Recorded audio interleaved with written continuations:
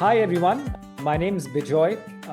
I'm one of the co-founders at Learn with Leaders, and today it gives me immense joy to get Saaim for a pre-med masterclass. Uh, you know, we have been working with Saaim for quite a few years now, since he was a student at Harvard College, at Harvard University. And at that time, of course, Saim, was also doing other programs with us. He taught programs in leadership. He was also part of this organization called the Harvard Graduate Education Movement.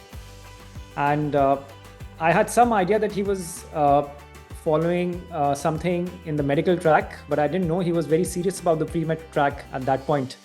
So when I touched base again with Saim a few months ago, I was actually very happy for him when I learned he's at the Harvard Medical School. And so I told him that, I would love to bring his experience, all the way through Saim being in high school and then Harvard College, and then really charting his way through to Harvard Medical School. What Saim also told me is that, even if you are at Harvard College and Harvard University, the success rate of going into Harvard Medical School is very slim.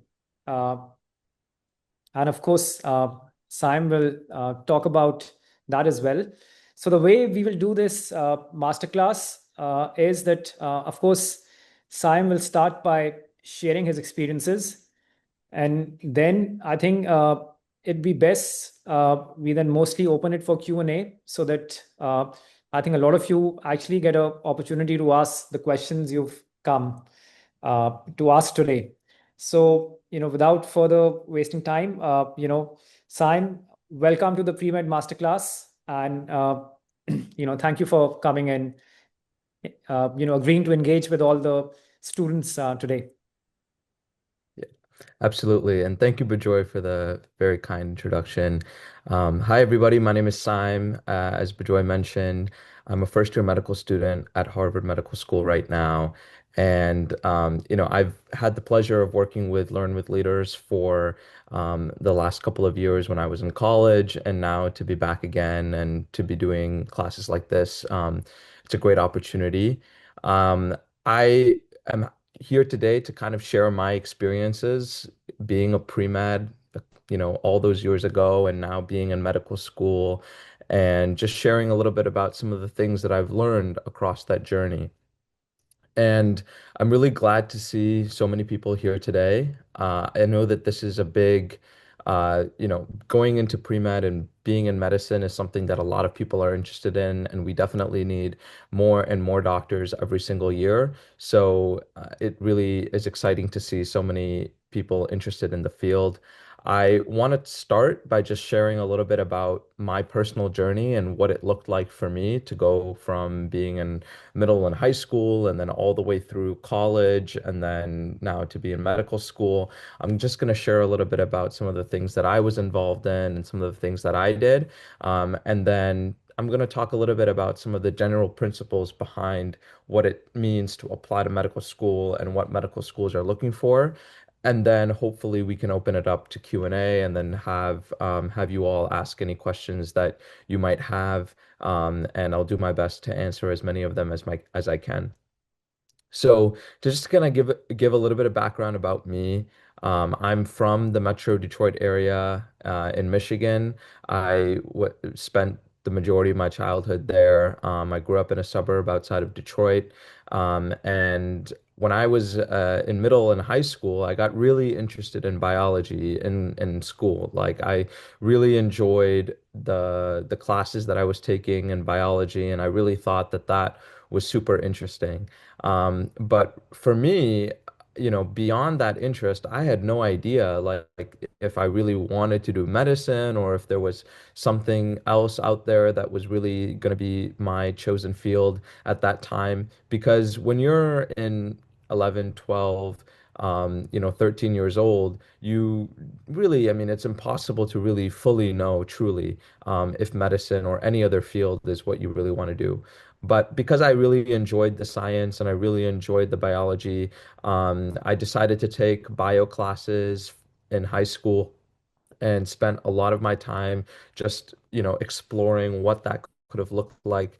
And the main interest for me in medicine came out of a personal journey that I have with hearing loss. So when I was a kid, I was diagnosed with hearing loss, and that was a big kind of impact on my life. And so because I was always so interested in what was kind of going on under the surface for me, I wanted to explore that, in a more rigorous and academic way. So when I was in middle school, I started taking, I was really interested in my biology classes because I wanted to learn how the human body works. In high school, in my high school, you sort of had to choose between taking AP Chemistry, AP Biology, and AP Physics, and you had to choose two out of the three to take throughout your high school experience. And because I was really interested in learning more about the human body and learning more about biology, I really decided that I wanted to prioritize AP Chemistry, AP Bio and AP Physics. And so when I was taking those classes, I got more and more interested. And so when I was in ninth grade, I decided that I wanted to start to try to do research because I had heard a lot of people, the people that were a couple grades above me were doing research, and I kind of vaguely understood what that meant, but I didn't really have like a concrete idea of what that was all about.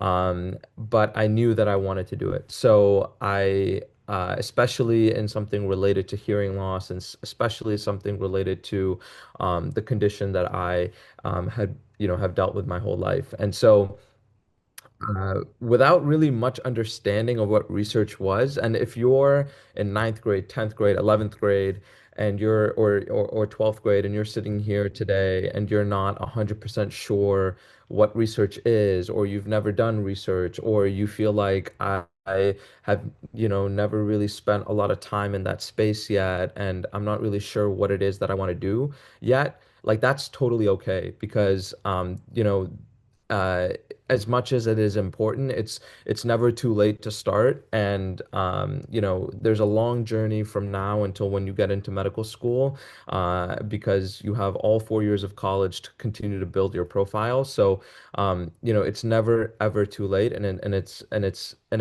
that's why today I'm going to try to share a little bit about what research is all about and why it's important. So when I was in high school in ninth grade, I decided that I wanted to get involved with research. Didn't really know what that meant. So I just emailed like a bunch of professors at the local universities near me, and was really lucky that one of them responded back to me and was willing to take me on as a student. One thing that you should know is that a lot of labs don't allow people under the age of 16 into the lab. That's just because of university regulations and guidelines that a lot of universities follow. And in some schools, in some universities, they don't allow anybody under the age of 18. So, that's just some of the constraints that you might have to work with.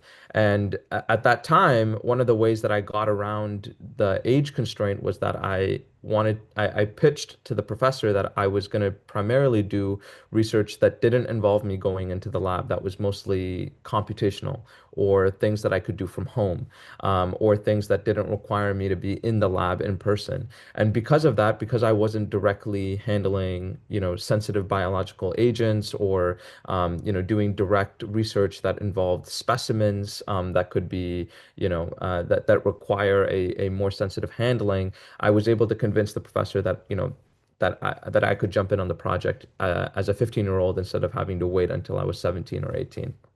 And so, all of that was what really, I'm very grateful to that first mentor, who allowed me the opportunity to get involved in research and to learn more about it. So in that project, I was identifying drug candidates to potentially treat hearing loss based on specific protein dysfunction that was happening, and was able to kind of work on a project for multiple years. And I did the science fair. And really, I mean, that was when I applied to college, that was the main pursuit that I was involved in outside of school, in terms of things that were directly related to medicine. I did a little bit of shadowing, so that means shadowing is when you go and you just observe a doctor. So any doctor in your local community, you can just ask them if they'd be willing to have you shadow them, and so you just follow them around for a day, and you just kind of see what they do. You get a sense of what their day-to-day life is like. And so, programs like to see that you've done some shadowing, that you've done some research. And the third thing is clinical volunteering or clinical experience, right? And I'm talking about medical school. So, when you're applying to college and you feel like you want to do medicine, these are not prerequisites to applying to any college, but this is the requirements for applying to medical school. So these are things that you need to accomplish at least some point between high school and the 4 years that you have in college. And so the clinical volunteering is where you maybe you spend some time, reading books to kids in the hospital, or you just spend some time being a clinical assistant or a medical assistant. And the reason why that's important is so that you can show medical schools that you've actually had time in a clinical environment and you understand what it's like to be in that environment. And so that's another important pillar. And I would say the last sort of thing that medical schools really care about, is whether or not you've had service and leadership opportunities.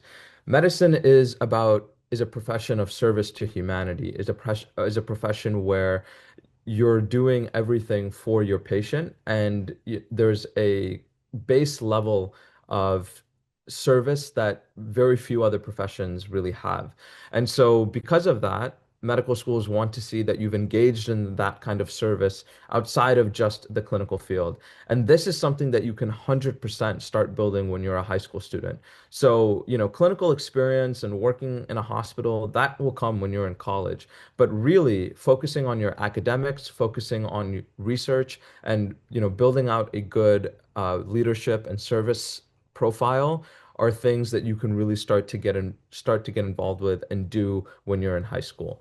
And that's one of the things that I've spent a number of I've spent a number of years working with high school students in a number of different capacities.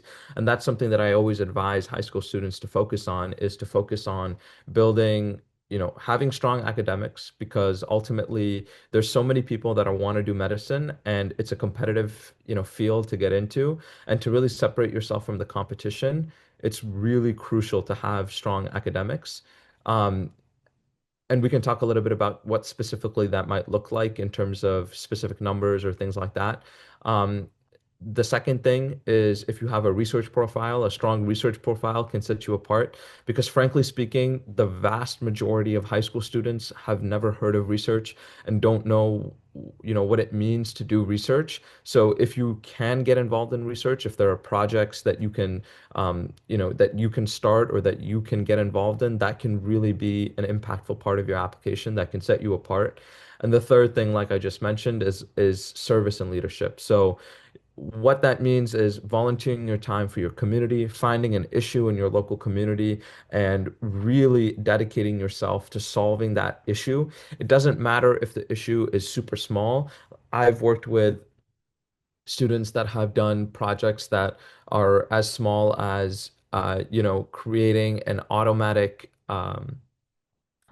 service to pick up trash for people in their community who are elderly, who might not be able to, take their trash out the same way that every other person might be able to, to something on a bigger scale, creating a large scale, sports outreach kind of thing for people who might not have access to tennis equipment or things like that. So, there are a lot of different things that you can do in this community service and this leadership thing, right? And the community service and leadership often go hand in hand. If you have an initiative that you want to start, you automatically become sort of like the leader of that initiative, and you become somebody who's taken ownership of that, and you become somebody who's leading that. And so If I could give you any message today, is I would say that as a high school student, those would be the three things that I would really focus on in that order. Because, academics always comes first. And I think the more that you can kind of prove to yourself and prove to the admissions committees that that you've really tried to maximize your course load. So it's not just about having a perfect GPA. It's about having having the trust in yourself and having the ability to take the risks, to take the most difficult classes possible, that are available to you without overloading yourself and without taking on too much than you can handle, but like taking the most rigorous course load that is possible and that is available to you is usually a really good sign to these admissions committees. Then, I would say between building a research profile and doing really good community service, I would say those are almost neck and neck, equal to each other in terms of their importance. And I'm and another message that I want to give to everybody here today is that it's not about the quantity of things that you're doing. What I just talked about, these three things, if you only did two extracurriculars in high school, sometimes you hear about people who say, I'm doing 50 different things, and that might seem super impressive that they're doing 50 different things, but schools actually care way less about the number of things that you're doing, and they actually care how much time and how much have you accomplished in the things that you've done. So if you only do one research project, but you accomplish a lot in that research project, you go very far in science fair competitions, or you even publish a paper, or if you only do one kind of community service leadership project, but that leadership project or community service project, gets a lot of local and national and regional attention, then that is way more impressive to any admissions committee than somebody who's doing 50 different things, but it's only surface level accomplishment or achievement in any of those 50 different things, right? So I always kind of tell people that I would start by picking one thing in the research bucket, one thing in your community service leadership bucket that could be potential, really big game-changing things that you think that you're really passionate about. Build it out from there, and if other things you have time to do another activity or something else, or you decide, oh, like I have time to add this to my plate, then that's fine, that's totally fine. But by prioritizing picking a research project and then prioritize a community service and leadership thing, then that can really help you stand out. The other thing that I want to say is that I always would say that anybody here who has an interest in doing a sport or has the ability to try out and participate in a sport in high school and college, medical schools really like to see sports involvement. And the reason why is because being part of a team, especially even if it's an individual sport like tennis or golf, being a part of a team and being part of a sport is so similar to the types of skills that you will build as a medical student and as a doctor working in a clinical team, that I can tell you in my personal experience, over half of my classmates that I have at Harvard Medical School participated in some kind of sport at a high level, whether it was in high school or college. And it's really important to these medical schools because they see a lot. It's a very direct transfer of skills from being a high level athlete working in a highly competitive team to being a doctor or a medical student working in a clinical team. And so, um, the other thing that I would say to keep in mind is you should, like, if you have the ability and the opportunity to compete as part of a high school varsity team, or to get recruited for a college sport, really think about that opportunity and think about and really seriously consider taking that opportunity, because while research is important and clinical volunteering and community service is important, being part of a high level sport is a skill based metric that not a lot of people really have. And not a lot of people in the medical field can really that are interested in medicine are really operating at that high level. That's just why you see an overrepresentation of those people at the top medical schools. There's always stories. Right now, the Winter Olympics are going on. There are medical students who are at NYU, who are at Stanford, who are at all these other top institutions who are currently competing at the Winter Olympics. One of my classmates is the world record holder for the marathon for Austria, and he is going to be competing in the LA Olympics in 2028. Like these are people who the reason why medical schools see that as such an incredible accomplishment and want these people at these institutions is not because they're going to the Olympics. It's because of the training and mental discipline required to get to that point.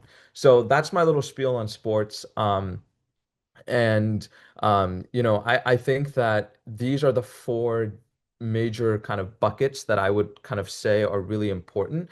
And in terms of, you know, assessing yourself today, let's say you're sitting here today and you're like, okay, this is really good information, but I'm not really sure where I stand. So I'm gonna just read off a couple of different questions that I think that you should keep in mind in terms of the different buckets that I talked about. So let's start with academics.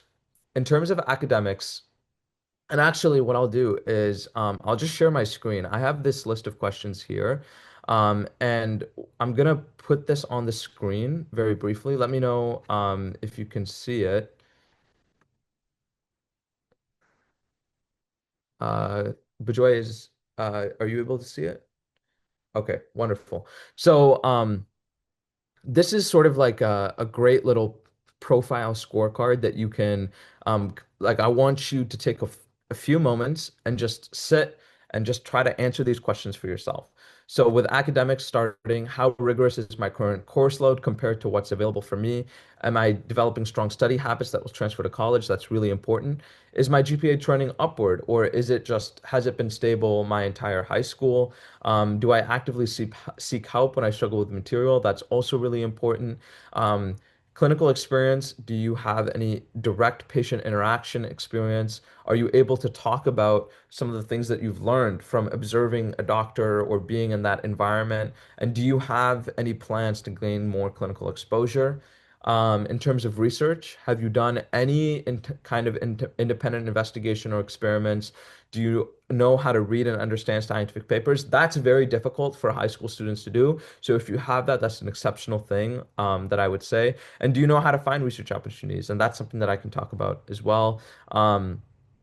Am I involved in any kind of sustained community service or leadership opportunities that are greater than 6 months long of involvement? And do you have any leadership responsibilities? And can you describe any impact that you've made on any other people? So these are the sort of four categories of questions. I want you to go through and kind of give yourself a score from 1 to 5. Obviously, one kind of, not at all, and 5 to be very strong, and just be brutally honest, because the more honest you are, the more you're able to see kind of where you stand in terms of where you think you'd want to be.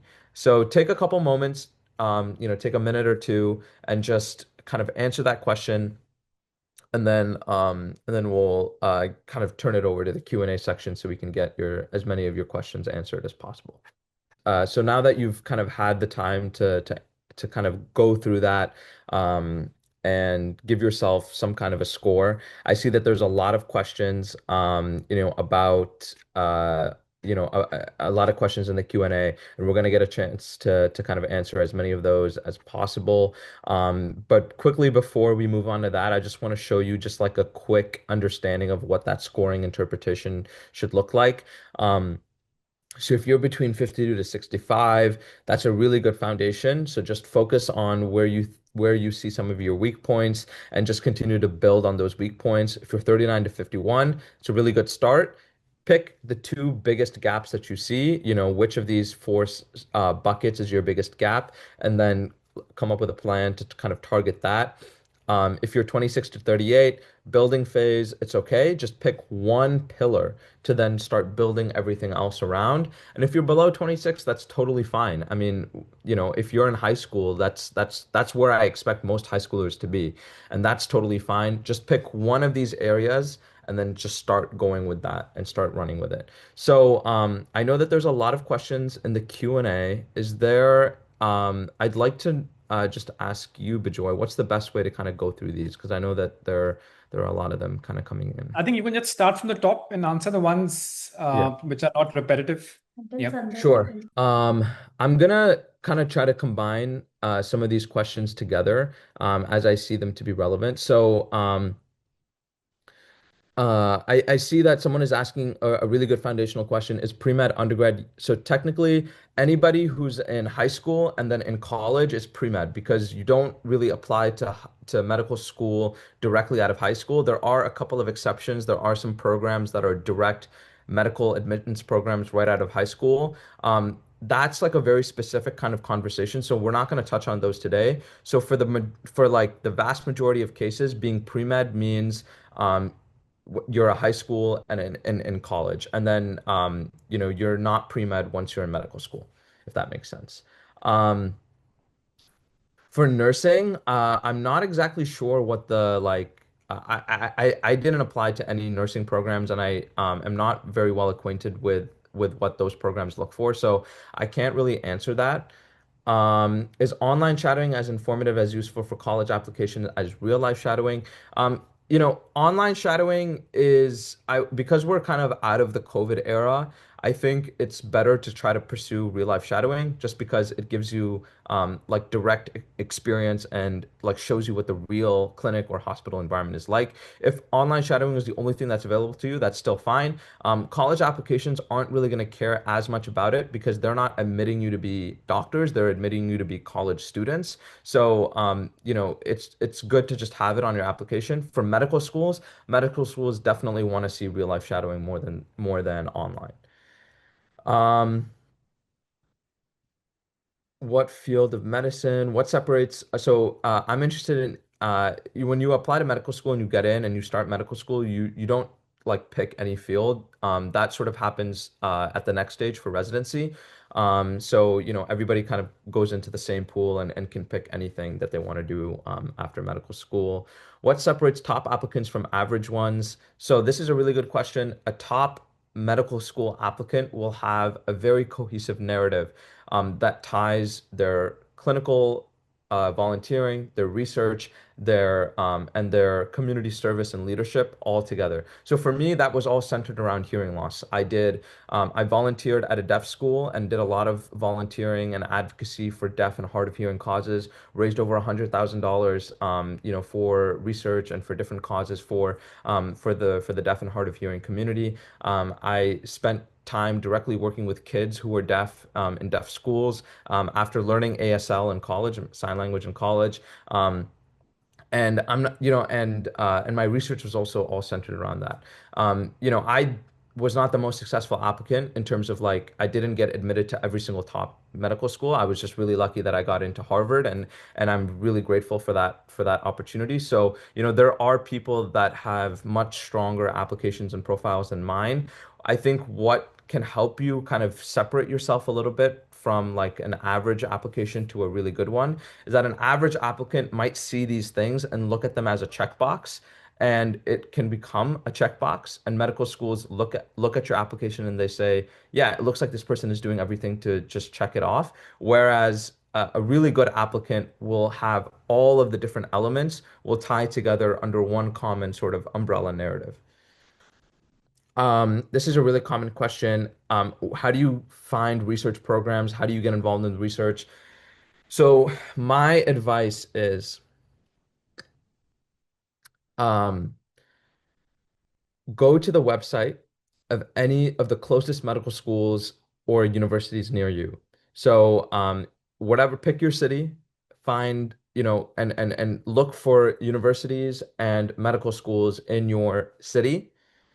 Go to the websites of those universities and medical schools, go to their faculty pages, and just start. like I think it's hard when you don't have any idea of what you're interested in. So like I know that I knew that I was interested in something very specific. And so I was able to look at those websites and find professors that are doing research in those areas. And then and then I was able to kind of, find, and then I was able to reach out to those professors and email them and whatever, because emails are published on the website and all of that. If you're not sure what you want to do, there are a number of programs that are out there that can like put you into research, and can kind of put you into like a kind of rotation style program where you can shadow different research professors and all of that, and you apply for those research programs, and they usually happen over the summer. I can share links to some of those that I know are very good. The the difficult thing about those is that they're very, very competitive, especially the very good ones. And so when you're a high school student trying to get involved with research for the first time, you might actually find that if you just reach out to professors at local universities, you might have a better shot at getting a response than applying for some of these very competitive programs. But I'm happy to share some of those. What you can do is on Google, you can just search high school research programs. You'll get so many results. And what I always recommend is picking programs that are affiliated with universities. So a lot of universities will run summer programs for high school students. Start with those programs. And there are a lot of third-party nonprofits that also do them. And unfortunately, some of them are pay to play and they can be really expensive without much benefit. And so to kind of push people away from those, what I always say is look for programs that are affiliated with specific universities. Um, Projects can be like doing a foundation for helping people. Yes, you can always have a helping people kind of foundation, but you always want it to be very specific and targeted towards a specific population or specific group of people. Can it ever be too late? Never. We have people in our class who worked at Google and in tech for 10 years before applying to medical school. So they're currently in our class and they're in their 30s and 40s, and that's totally normal. That happens all the time. Um,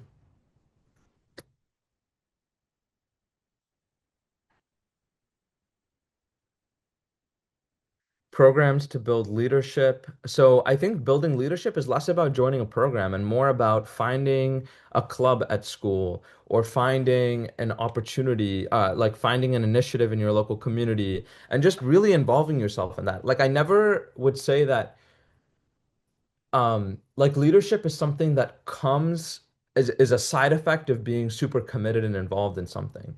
It's not something that you because in order to become the president of a club, you have to be really involved in that club and put a lot of hours and put a lot of time. And then you can kind of elevate yourself to becoming that leadership status. So, I know it can be a little bit frustrating because it takes time. Like it may take 1 or 2 or 3 years to build that leadership. But the best way to also build leadership is to start something on your own. So if you find that, there's some kind of initiative in your community that is not present that you would really want to see, go ahead and start it. You can always go to your if the best way to always start one of those things is to just go to your school, and if you have an advisor, if there's like a homeroom type thing, you can always ask your teachers for advice on just like where to specifically get started with that.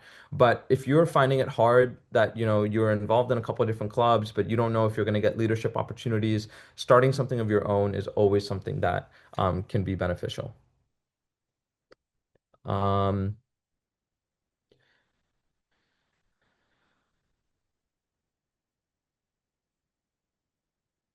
So, somebody asked about like specific, if you're in eighth grade and you can't answer half the questions on the score.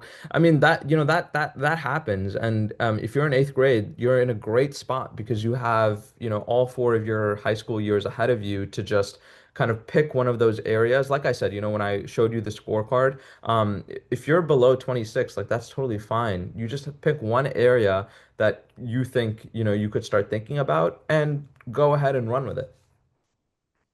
Um, I see a lot of questions about how strong, like I did something, how good is this going to look on my application? And you know, I understand the mindset of like, you want to understand if something is really worthwhile. Um, and I was somebody like that too. Like I was always asking people like if I do this, how will this look on my application? And what I learned from a lot of those conversations is that nobody can really tell you objectively how good something is going to look on an application because admissions committees, it's impossible to know like 100% how they look at different things. But what I can say is that if I was able to have a 10-minute conversation with you, like about your specific thing that you're doing, and I can tell that you're really passionate about it and that you're doing it because you really care about it. And this is something that, you dedicate your nights and your weekends to. And if any extra time you have, you dedicate towards this thing, that is what stands out to be more than the specific thing that you're doing. So it doesn't really essentially matter what it is. It matters more so how dedicated and committed you are to it. I mean, and as long as those things kind of fall in the buckets like I was talking about, like research, community service, and whatnot, I think that can be really, really helpful. How important are standardized tests versus grades? So I think what I always say is that those two things can go hand in hand, and if one of them is weaker, the other can compensate for that. So if you have like a low GPA but you have a really high SAT, that's, your high SAT can kind of offset the lower GPA. If you have a high GPA and a high SAT, they kind of go hand in hand and kind of be a little bit collaborative and synergistic together. If you have a high GPA but a lower SAT, your higher GPA can kind of compensate. But I would say the SAT does a better job of compensating than the GPA because every school does GPA differently. And whereas the SAT is a standardized test. So, having a strong SAT is a little bit more important, to compensate for, like, can compensate better for a lower GPA than a higher GPA can compensate for a lower SAT, if that makes sense. Good places to recommend shadowing, just email, call any hospital near you, and just ask any doctor of any specialty that you might be interested in. I think one of the things that you have to realize in this process is that you have to put yourself out there. Call, email, even show up to different offices and really put yourself out there. You will get a lot of failure. A lot of people will say no. I emailed over 500 professors when I was trying to get involved with research. Only 25 of them ever responded. Only two of them agreed to even meet with me. One of them agreed to take me on. So there's a lot of like time that you will have to put in that you won't get the results for, but ultimately it ends up being worth it. Um, how do programs view students who struggled early but recovered academically? This is actually a really good sign. If you have an upward trend in your GPA, and you like got a lot stronger over the course of high school or college, it's viewed as having persistence and resilience. So if you've in your ninth grade and you've struggled a little bit in ninth grade, like or 10th grade, then that's totally okay. Like you can build an upward trend, and you can, as long as you continue to improve, that looks good on your application. It's never too late, even if you're in 11th grade. You're not applying to medical school right out of high school, so it's never too late to get started with these things. If you don't have access to hospitals or shadowing, that's where I would look at online shadowing opportunities. There's plenty of them online. You can just search online shadowing, and you can kind of see. Another thing that I would do is I would just like if you live really far away from like a major hospital or clinic or something like that, you can always ask doctors, email them and ask them about online shadowing if they'd be willing to help you out. Can you put sports leadership in your resume? Absolutely.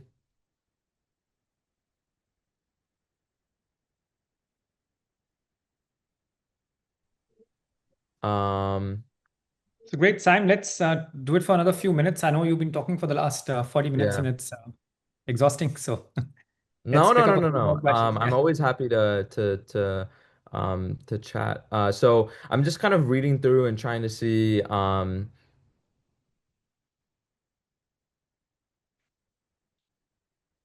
So a lot of questions about um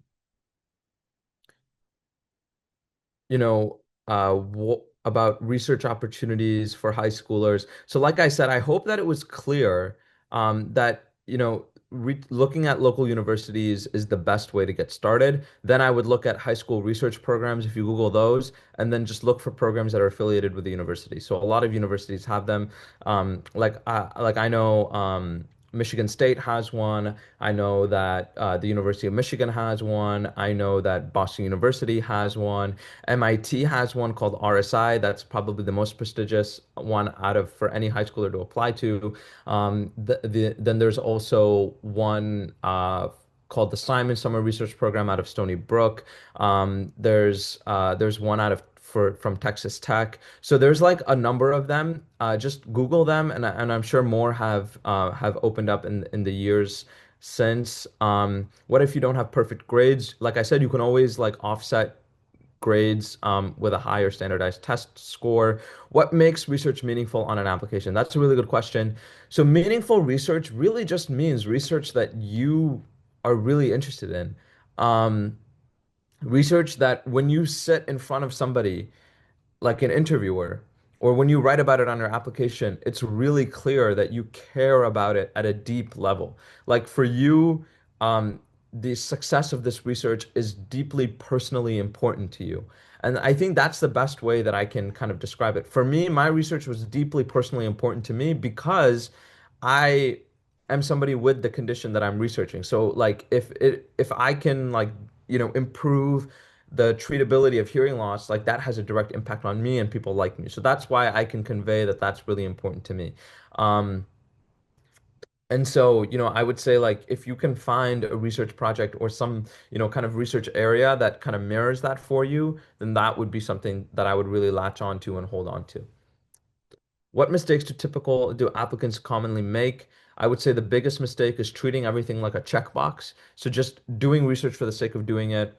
Um, Starting a club just for the sake of starting a club, but there isn't like a cohesive narrative behind it. Medical school committees see thousands of applications per year. Even colleges, look at your applications like that. Harvard College will look at an application, and if they see just a bunch of checkboxes, and you do all of these things, but it just looks like a bunch of random haphazard things, um, Harvard College isn't going to be particularly impressed. So what kind of separates a good applicant from an amazing applicant is how do all of these things come together?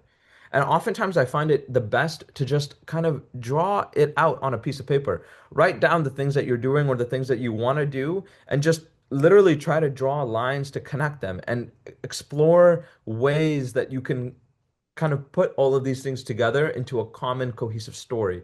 Because that's what really matters is that like you are a person, there's a story behind who you are, and telling that story in a cohesive and compelling way is what really matters, and I think that's what really separates a top applicant from a good one. And even if you do all of those things, even if you have a really compelling story, even if you have all of these things, getting into these top programs is still really difficult. I was rejected from many of these top programs, and like that happens because it's just that competitive. So, as much as it is a very, competitive process, doing those things will enable you to at least have a shot at the top programs, at one of the top programs, of which there are many. Um, for international students, that's always that's a completely different conversation because you're not in the US. What I always say, having worked with a number of international students over the years, just do the best you can with what is available to you.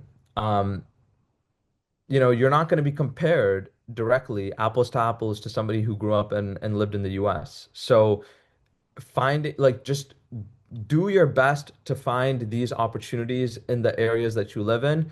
And as long as you can do that, like the universities and these programs will see that.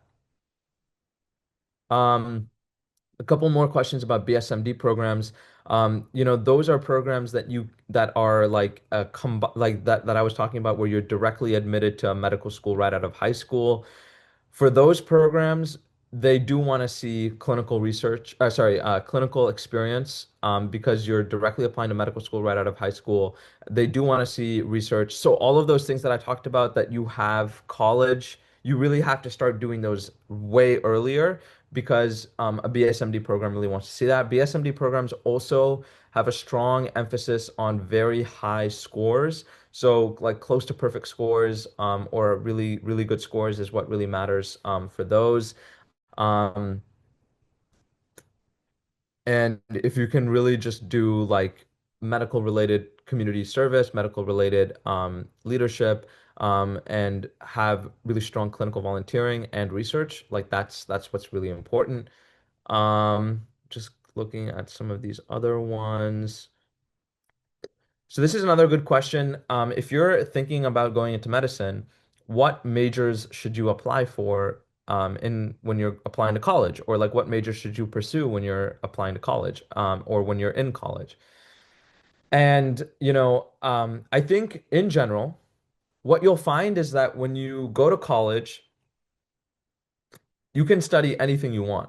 Depending on your program, whatever program you get into, you can study anything you want and go to medical school. I have classmates who studied English, who studied history, who, like one of my classmates, did a major in food science when they were in college. Like people studied all kinds of different things.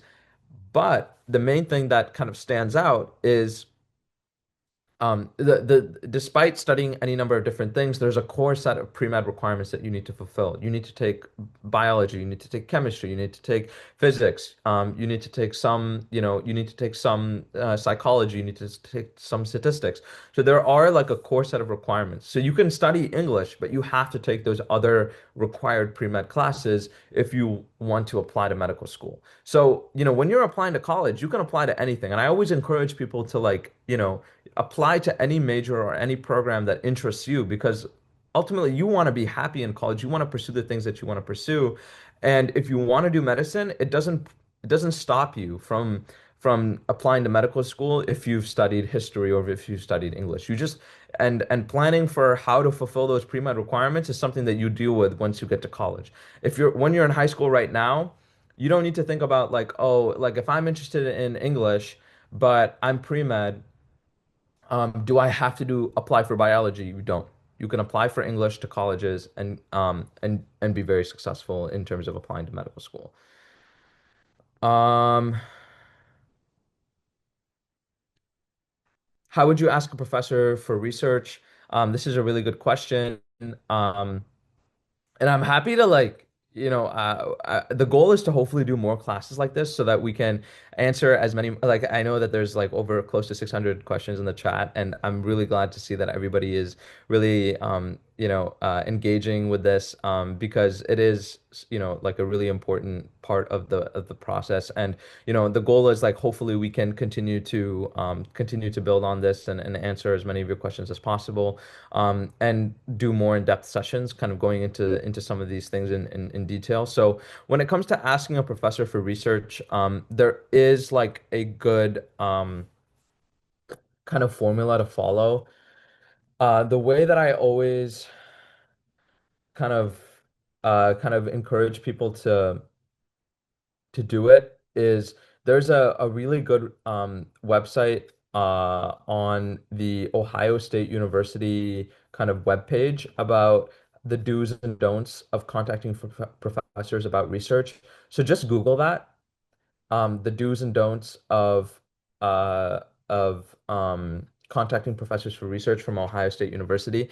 They have a really good kind of walkthrough of what you should reach out with in your email and all of that.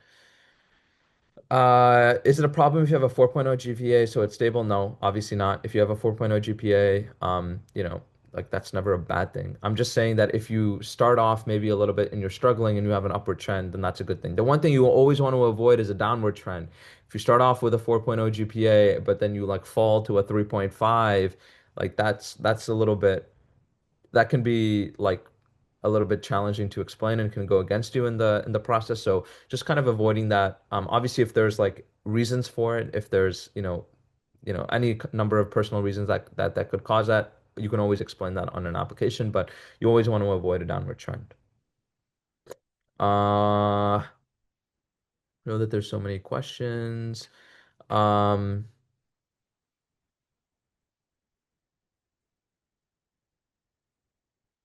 if you don't do research, what effect if you do research, what effect does it have if it doesn't relate to your interest?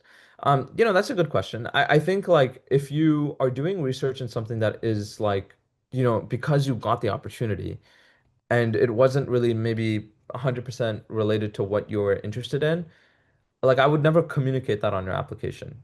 I would really try to build your application in a way where you have where the research that you're doing and the things that you're doing um are kind of core, like, but what you can do, because like I think what happens sometimes is people will start a research project in, let's say, oncology, like cancer. They realize, oh, they think, oh, I'm really interested in cancer.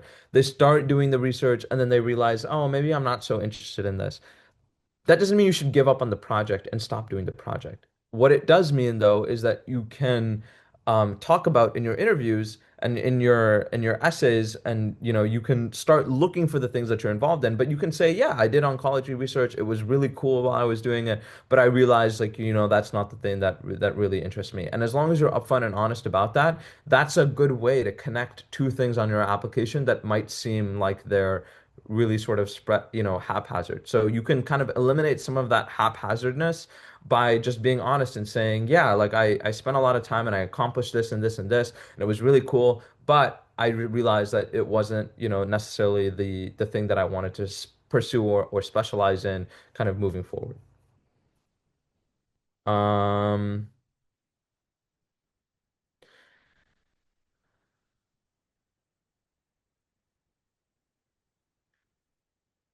You can do research in anything. You don't have to do research in biology. It can literally be anything. Like I know people who have done research in AI, people who have done research in linguistics. Like, I mean, I mean, for as a high school student, it really doesn't matter what kind of research you do.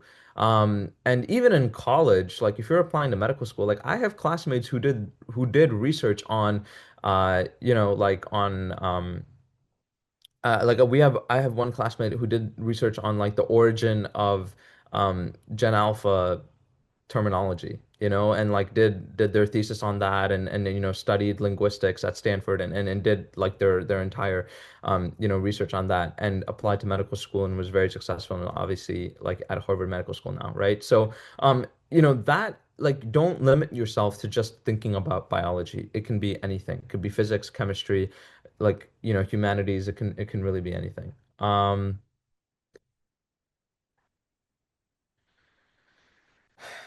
Let me see some more clinical. I'm getting I see a lot of questions about from international students about like how does this apply to me? I don't have these opportunities in my community. You know, that's totally fine. Just find whatever you can do, even if it's like something virtual, something online. Google is your best friend.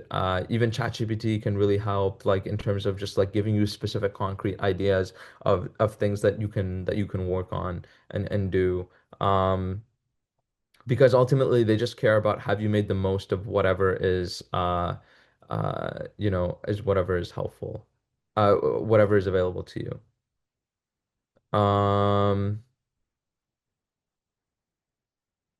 Can you go to medical school without going to college? In the US, no. Elsewhere, I know it can be different outside the US, but in the US, you have to have a bachelor's degree to go to medical school. Um, I'm seeing some questions about study habits, and memorization versus understanding. This is a really good question. So for study habits, what I always say is that the best way to study, and like I went through many different phases of the ways that I studied when I was in high school and then in college and now in medical school. And looking back on my entire journey, I can say the best way to study is to do consistent amount of review every single day. So, if you are, studying, let's say calculus, right? Go to calculus class. Maybe your teacher like has you do problems, or maybe there's a lecture and you take notes. Then after the class, what I always tell people is to spend 20 to 30 minutes just reviewing your notes. Or if there's extra practice problems, do practice problems from the lecture that was taught that day. And that helps you consolidate things day by day and gives you a much better chance of succeeding than if you just, procrastinate and only study the night before. So I always say like dedicated everyday review in addition to doing homework and whatever, review the content that you learned that day, the same night, and then when you do the homework, you'll continue to reinforce it. The It's all about the secret to understanding and memorizing and learning all these like vast amounts of information is exposing yourself to it multiple times in multiple different ways and reviewing it multiple times. Um balancing all these different things. So how do you balance school, research, volunteering, social life? I mean, all of these things, it comes with choosing and setting your priorities. There are times where school will be really stressful, so you have to scale back on research and volunteering and maybe social life a little bit.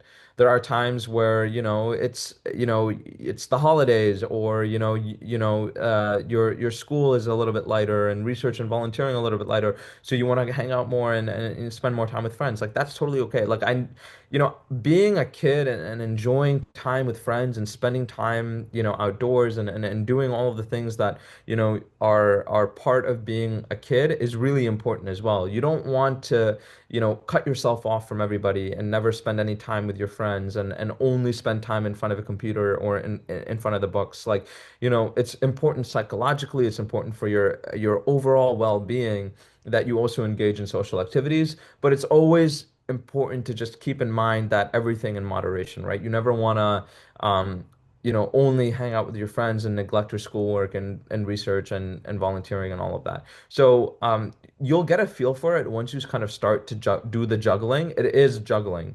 Sometimes one thing will be super heavy, and so you have to spend a little bit more time on it, and you have to scale back on other things, and you can kind of get a feel for how to kind of toe that balance. I can't tell you what that balance is going to look like for you at any given time. You'll sort of build an intuition by yourself once you continue to be involved and spend more time doing those kinds of things. So let's take one or two more questions, Saim. Yeah. It's going to be an hour now. I know. Yeah. Um, so someone is asking about how would a college application stand out? Because I saw a video of another student in Harvard, and college admissions care more about your story and the way you can express it rather than what you've achieved academically. That's a great question. So I think this goes hand in hand with what I'm saying. So when you have your applications to college, and when you're a college student applying to medical school, they do care more about your story than just being a 4.0 student with a 1600 SAT, or being a 4.0 college student with a 528 MCAT. I have seen plenty of high achieving, students from Harvard, from my class, who had really high scores, who didn't get into the medical schools that they wanted to because they thought that those scores would be enough, right? They don't just care about academics. But what I will say is that high academics gets your foot in the door. So if you don't have like a high GPA, right? Like if your GPA is a 2.0, but you have a really great story. Unfortunately, like a school like Harvard would never consider you because they need to see that you have a baseline level of achievement. So, there is a cutoff point that, is, for GPA, it's hard to say, but for like the SAT, for example, if your score is above a 1500, like you can apply to the top universities and you will be considered. And then at that point, it becomes less about, being a 1580 versus being a 1510, and it matters more about what is your story, what is your narrative, right? And so that's what I always tell people is that there is sort of like a good range to be in. And then after that range, you don't need to try to shoot for a perfect score, but rather it's more about how do you continue to build your profile and build a cohesive story around it. And then I think with that, that should probably, I know that there's always so many more questions than I could ever answer. Thank you all so much for your engagement and for being here today. It was my pleasure to share as much as I could in our limited time, and hopefully can continue to do more programs like this moving forward. Thank you so much, Saim.